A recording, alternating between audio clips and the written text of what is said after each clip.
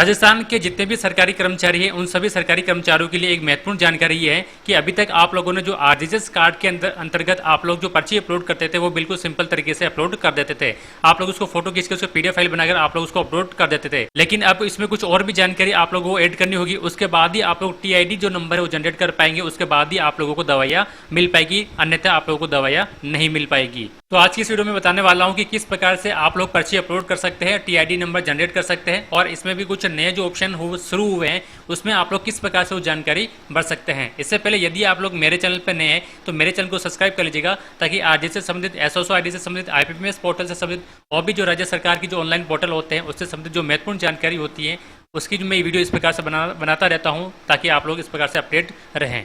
तो सबसे पहले आप लोग अपनी एसओसो आईडी के जो आईडी और जो पासवर्ड है वो पासवर्ड डालकर एक बार लॉगिन हो जाइएगा। उसके बाद में आप लोगों को जो आरजीएस वाला जो पोर्टल है उस पोर्टल पर आप लोगों को चलना। अभी आपको यहाँ पर मिल जाएगा फ्रंट पेज के ऊपर। यदि आपको फ्रंट पेज पर नहीं मिलता तो आप लोग अदर एक्टिव ऐप पे क्लिक करके आप लोग यहाँ से उसको ढूंढ सकते हैं। तो फिलहाल यहाँ पर सबसे पहले मैं इस जो आरजीएस वाला जो पोर्टल है उस पर हम लोग चल लेते हैं, उस पर हम लॉगिन हो जाते हैं। तो आरजीएस पोर्टल पे आने के बाद में इस तरह का पेज यहाँ पर ओपन हो जाएगा। आप देखिए यहाँ पर सेकंड वाला ऑप्शन है ओपीडी प्रिस्क्रिप्शन अपलोड। इसको हम लोगों को क्योंकि पर्ची अपलोड करनी है, टीआईडी नंबर जारी करना है, तो इस वाले ऑप्शन पे हम लोग क्लिक करेंगे। क्लिक करने के बाद में आप लोगों के यहाँ जो फैमिली डिटेल है वो फैमिली डिटेल ओपन हो जाएगी। अब आपके फैमिली मेंबर में से किस मेंबर को आप लोगों ने डॉक्टर को दिखाया है उस फैमिली मेंबर के आगे जो आप लोगों को उस पर टिक करना है। जैसे मान लीजिए यहाँ पे इस वाले फैमिली मेंबर को मैंने डॉक्टर को दिखाया, तो इस वाले ऑप्शन पे इस वाला जो टिक है ये लिखा हुआ है सेलेक्ट पेशेंट, इस वाले ऑप्शन पे टिक कर देंगे। अब इस पर टिक करने के बाद में यहाँ पर आप लोगों को नए ऑप्शन आप लोगों को मिल जाते हैं। देखिए आप लोग समझिए इसको। सबसे पहले यहाँ पर आता है ओपीडी नंबर।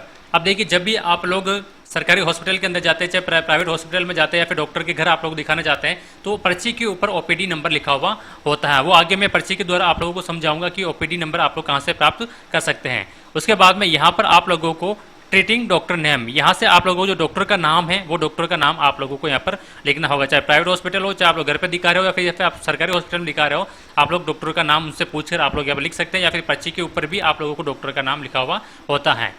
उसके बाद में यहाँ पर डॉक्टर स्पेशलिस्ट, यानी कि डॉक्टर किस का डॉक्टर है, यानी कि किस में विशेषज्ञता रखता है, कि कार्डियोलॉजिस्ट है या फिर एनाटॉमी है, गैस्ट्रोलॉजिस्ट है, जनरल मेडिसिन वाला है, या फिर न्यूरोलॉजी का है, या फिर यूरोलॉजी का है। और जो भी आप लोगों को जो डॉक्टर को दिखाना जा रहे हैं उसकी स्पेशलिटी क्या है वो आप लोग पर्ची पर लिखा होता है, नहीं तो आप लोग डॉक्टर से भी पूछ सकते हैं कि आप लोगों की स्पेशलिटी क्या है। तो जैसे मान लीजिए हम लोग जनरल मेडिसिन में दिखाना चाहते हैं तो हम लोग यहाँ पर जनरल मेडिसिन भी सेलेक्ट कर सकते हैं।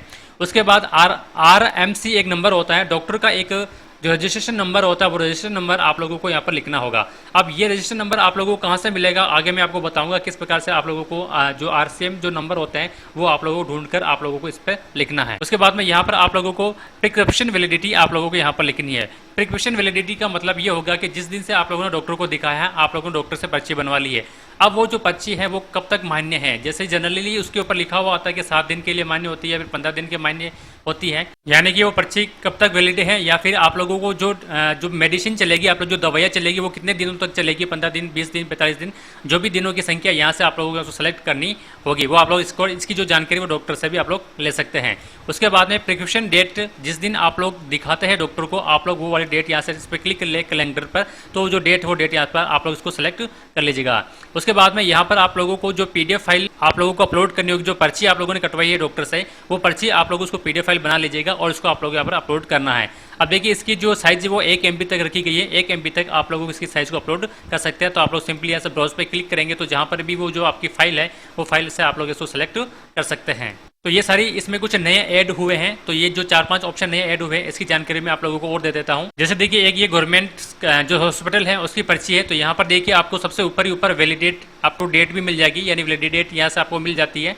और उसके बाद में यहाँ से आप लोगों को डॉक्टर का नाम मिल जाता है, और उसके बाद में डॉक्टर की जो स्पेशलिस्ट होती है वो भी इस पर लिखी हुई होती है। जैसे यहाँ पर लिखा हुआ है कि जनरल ओपीडी लिखा हुआ तो जनरल मेडिसिन के अंतर्गत ये आ जाता है। इसके साथ ही यहाँ पर उसके जो RCM जो नंबर होते हैं, रजिस्ट्रेशन नंबर होते हैं, वो भी यहाँ पर आप लोगों को दिखाई दे होंगे, वो भी यहाँ पर लिखे हुए होते हैं। अब यदि आप लोग डॉक्टर के घर दिखा रहे हैं तो आपको कैसे पता पड़ेगा, या फिर आप लोग प्राइवेट हॉस्पिटल में दिखा रहे हैं तो आप लोग किस प्रकार से उसको पता कर सकते हैं, जो RCM जो नंबर होते हैं वो किस प्रकार से आप लोग पता कर सकते हैं। यदि आप लोग किसी गवर्नमेंट डॉक्टर के आप लोग दिखा रहे हैं, घर पर दिखा रहे हैं, या फिर प्राइवेट हॉस्पिटल में डॉक्टर का आप लोग दिखा रहे हैं, तो यहाँ पर सबसे पहले लिए यहाँ पर देखिए आपको जो विशेषज्ञता है वो यहाँ पर लिखा हुआ आ जाएगी। जैसे ये डॉक्टर जो सर्जन है तो इसकी जो स्पेशलिस्ट है वो सर्जन के अंतर्गत। इसके अलावा अब मैं आपको बात कर रहा था, जैसे इंपॉर्टेंट बात है आरसीएम रजिस्ट्रेशन नंबर। देखिए यहाँ पर ये लिखा हुआ है आरसीएम रजिस्ट्रेशन नंबर, तो आप लोग डॉक्टर की पर्ची पर भी लिखा हुआ होता है। और जो डॉक्टर सील लगाकर आप लोगों को देता है, उस डॉक्टर सील लगाने के बाद में भी आप लोग देखिए नीचे नीचे सील के नीचे यहाँ पर लिखा हुआ होता है रजिस्ट्रेशन नंबर लिखा हुआ होता है। वो रजिस्ट्रेशन नंबर आप लोगों को यहाँ से पता कर लेना है। तो दो इंपॉर्टेंट चीज़ थी यहाँ पर, जो आरसीएम नंबर होता है, जो रजिस्ट्रेशन नंबर होते हैं वो आप लोग डॉक्टर के सील के यहाँ पर लिखा हुआ होता है, या फिर आप लोग यहाँ पर ऊपर भी इस तरह से आपको यहाँ पर लिखा हुआ मिल जाएगा।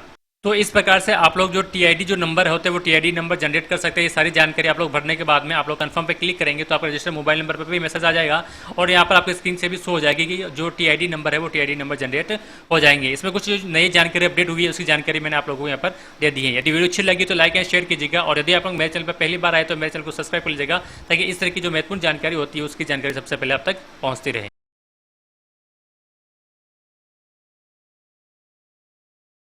आ जाएगी।